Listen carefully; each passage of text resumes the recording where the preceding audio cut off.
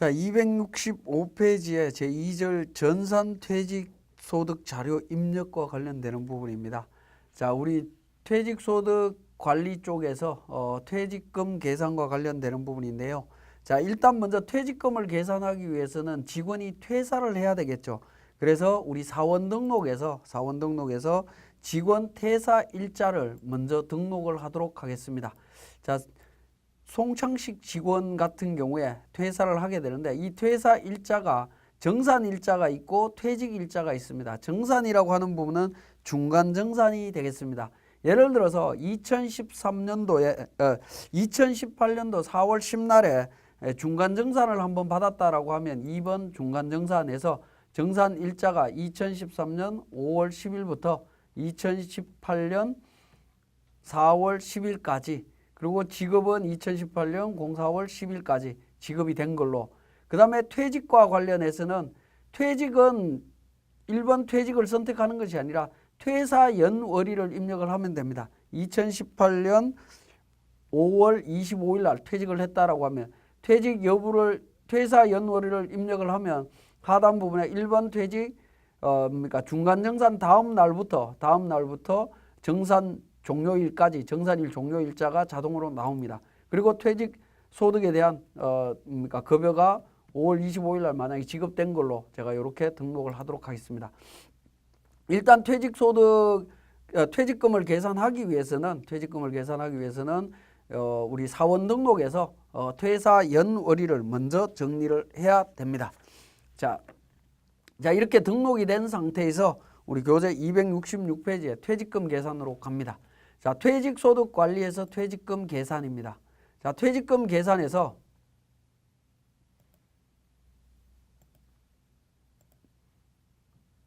자, 이미 등록되어 있던 분들 거를 제가 이미 삭제를 다시 한번 하겠습니다.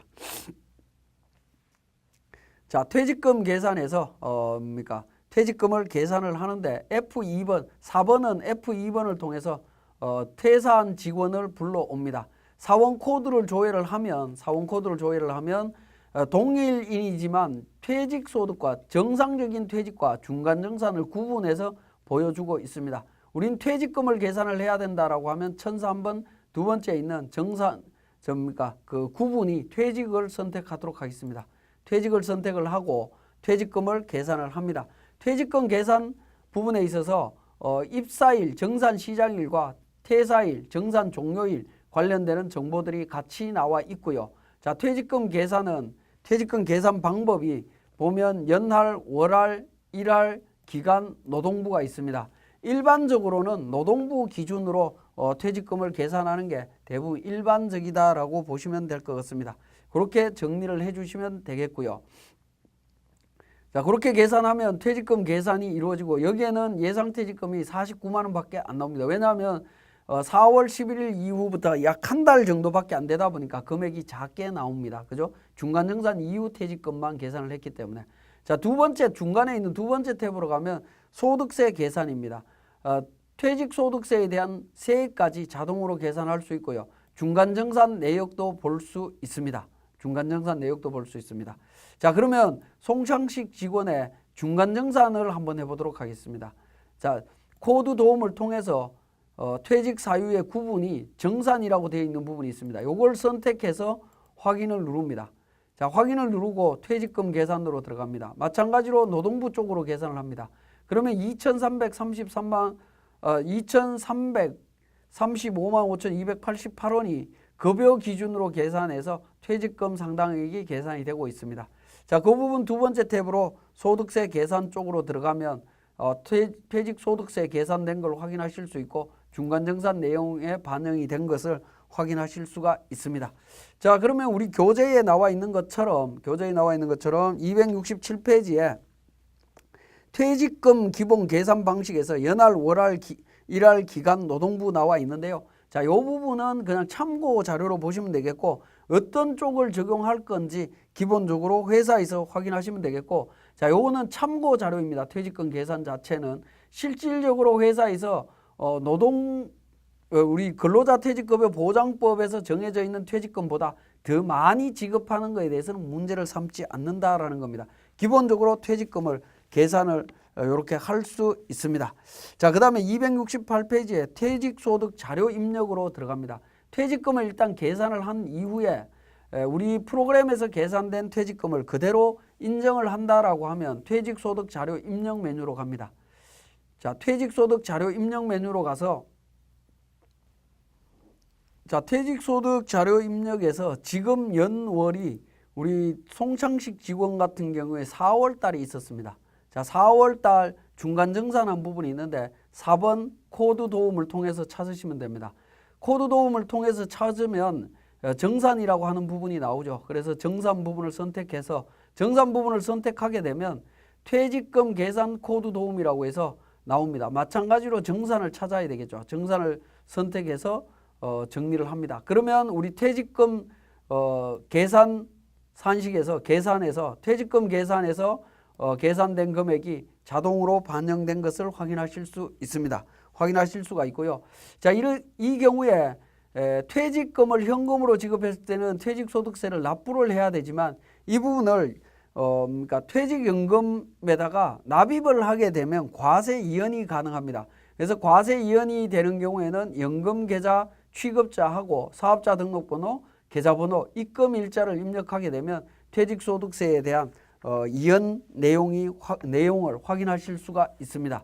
그리고 하단 부분에 확정급여형 퇴직연금제도 가입일하고 2011년 12월 31일 퇴직금을 입력하도록 되어 있는데 2011년 12월 31일 퇴직금은 입력하도록 되어 있는 부분은 임원퇴직금이다라고 이해를 하시면 됩니다.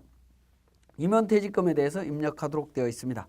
자, 두 번째 탭인 소득명세에 들어가서 내용을 살펴봤고 그 다음에 두 번째 탭인 세액계산으로 갑니다. 세액계산으로 가니까 소득명세에서 2,335만 5,288원이라고 하는 퇴직금이 소득세가 71만 5,580원이 나왔는데 거기에 대한 세부 내역을 확인할 수가 있습니다. 계산 산식을 확인할 수가 있다는 거고요. 그 다음에 중간정산 내용으로 가면 지금 방금 계산했던 내용들이 반영되어 있는 것을 확인하실 수 있습니다. 자, 그러면 우리 교재 275페이지는 중간정산과 퇴직이 중복으로 이루어져 있는 경우 어떻게 되느냐 하는 부분입니다. 자, 송창식 직원 같은 경우에는 5월 달에 퇴직을 다시 했었죠. 그래서 우리 교재에 보면 퇴사 연월일을 확인하는데 정산과 퇴직이 동시에 있다라는 걸 확인하실 수 있고 아까 앞에서 봤습니다. 자, 그러면 5월 달로 갑니다. 실제 퇴직한 달에 5월 달로 가서 자, 코드 도움으로 갑니다. 자, 코드 F2번 코드로 가서 퇴직으로 갑니다. 자, 퇴직 사유로 선택을 합니다. 선택을 하고 마찬가지로 퇴직금 계산 코드 도움에서 퇴직으로 갑니다. 그러면 우리 퇴직금 계산했을 때 한 달치 퇴직금 49만 9,714원 반영된 것을 확인하실 수가 있죠. 자, 최종 퇴직에 대해서 자발적 퇴직이라고 되어 있는 부분을 마우스를 두게 되면 퇴직 사유가 나옵니다. 정년퇴직, 정리해고, 자발적 퇴직, 임원퇴직, 중간정산 내용이 나옵니다. 이 중에 정상적인 퇴직일 때는 자발적 퇴직으로 자동으로 정리가 된다라고 보시면 되겠네요. 자, 그러면 같은 연도에 중간정산 퇴직금과 같이 있을 때는 합산신고를 해야 되겠죠. 합산신고 방법은 근무처명, 중간지급 등의 근무처명에 커서를 두고 마우스를 두고 F2번 코드 도움을 누릅니다. 코드 도움을 누르면 중간지급 등 반영 선택이라고 하는 내용이 나타납니다. 자, 여기에서 송창식 직원에 대한 4월 10일 날 퇴직과 관련되는 내용이 나옵니다. 자, 이 부분을 반영을 합니다. 반영을 하면 중간정산 퇴직금과 최종 퇴직금이 합산돼서 49만 9,714원이 합산됨과 동시에 환급세액이 발생되는 구조를 확인하실 수가 있죠. 자, 이렇게 정리를 한다라는 겁니다. 그래서 중간정산 퇴직금이 있을 때는 중간 지급 등의 근무처에 마우스를 두고 마우스 포인트를 두고 커서를 두고 F2 코드 도움으로 조회해서 반영을 해주시면 됩니다. 자, 임원퇴직금의 경우에는 자발적 퇴직이라고 하는 이 부분에 임원퇴직이라고 넣고 하단 부분에 2011년 12월 31일 현재 퇴직금에 대한 금액들을 반영을 해주시면 됩니다. 자, 이렇게 이제 퇴직소득 자료 입력을 정리를 했고요. 자, 퇴직에 대해서 앞에서 봤던 것처럼 소득명세 정리했고 세액 계산으로 가서 내용을 살펴보면 세액 계산이 구체적으로 어떻게 되어 있는지 확인하실 수가 있습니다. 자, 퇴직소득 자료 입력을 마무리하겠습니다. 자, 그리고 퇴직소득 원천징수 영수증으로 갑니다. 퇴직소득 원천징수 영수증에서 자, 1월 달부터 12월 달까지 조회를 해보겠습니다. 조회를 해보면 지금 송창식 직원에 대해서 중간정산 퇴직소득 원천징수 영수증과 실제 퇴직한 원천징수 영수증 두 개가 있습니다. 이 두 개를 전부 다 마감해서 제출을 하시면 되겠죠. 그죠? 마감해서 제출하면 된다라고 보시면 되겠네요.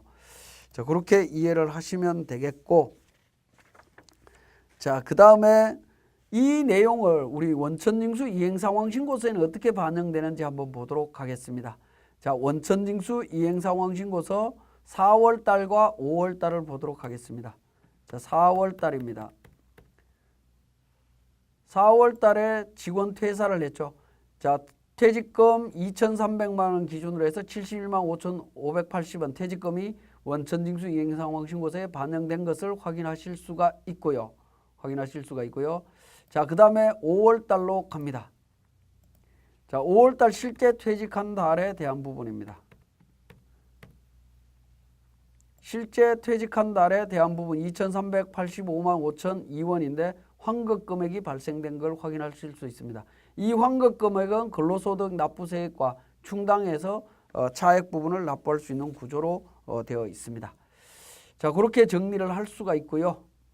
자, 그 다음에 277페이지에 퇴사한 사원의 원천징수 신고와 내용을 정리해라라고 나와 있는데 백두산에 대한 부분입니다. 자, 사원 등록에서 대표자 임원입니다. 임원이고 백두산이다 라고 하면 퇴사 연월일 2018년 12월 30일이다 라고 되어 있습니다. 그러면 퇴사 연월일을 입력함과 동시에 퇴직으로 구분되면서 정산 시작일과 정산 종료일이 자동으로 반영이 됩니다.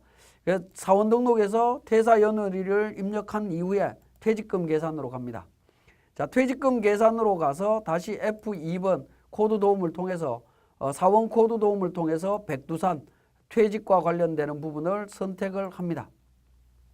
선택을 하고 노동부든 기간 계산이든 일할 계산이든 어쨌든 계산해서 그 중에 하나의 퇴직금을 선택하시면 됩니다. 우리는 노동부 쪽으로 선택하도록 하겠습니다. 그래서 퇴직소득세 계산 중간정산 내용 확인해 봅니다. 종료합니다. 자, 그 다음에 퇴직소득 자료 입력으로 가서 동일한 방법으로 12월 달 기준으로 자, 코드 도움 눌러서 백두산 선택합니다. 사원 코드 도움 선택합니다. 그러면 퇴직금 계산 코드 도움이 있죠. 선택하시면 됩니다. 그럼 최종적인 퇴직으로 해서 183만 3천원 납부하도록 되어 있습니다. 근데 여기에 자발적 퇴직으로 되어 있는데 임원퇴직금이라고 하면 4번 임원퇴직으로 선택을 해주시면 되겠고요. 자, 과세 이연 부분이 있습니다. 개인형 퇴직연금 계좌에 입금했다라는 겁니다. 그러면 우리는 연금 계좌 취급자에 등록을 하시면 됩니다. 삼성생명 사업자 등록번호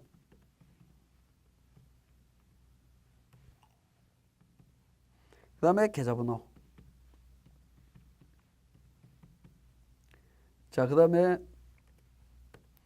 2018년 12월 31일 날 입금을 했고요. 2천만 원 입금을 했습니다. 자, 입금하면 전체 세액 중에 이연되는 입금 금액 비율대로 이연되는 퇴직소득세가 75만 4,438원이 이연된다라는 게 자동으로 계산되고 있습니다. 계산되고 있고요. 자, 이 상태에서 세액 계산 중간정산 내용을 확인을 해보시면 됩니다. 탭으로 넘어가서 확인을 해보시면 하단 부분에 납부 명세에 이연 금액이 확인을 할 수 있습니다. 이연 금액 확인할 수 있고요. 자, 이 상태에서 퇴직소득 원천징수 영수증으로 갑니다. 자, 12월 달 조회를 해보겠습니다.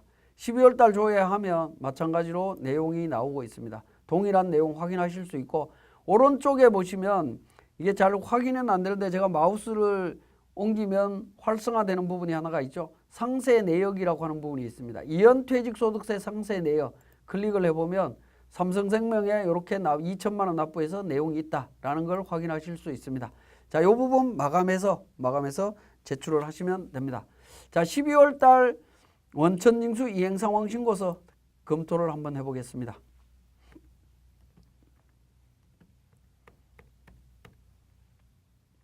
12월 달 원천징수 이행상황 신고서 퇴직소득세에 대해서 납부해야 될 금액만 반영된 것을 정상적으로 반영된 것을 확인하실 수가 있습니다.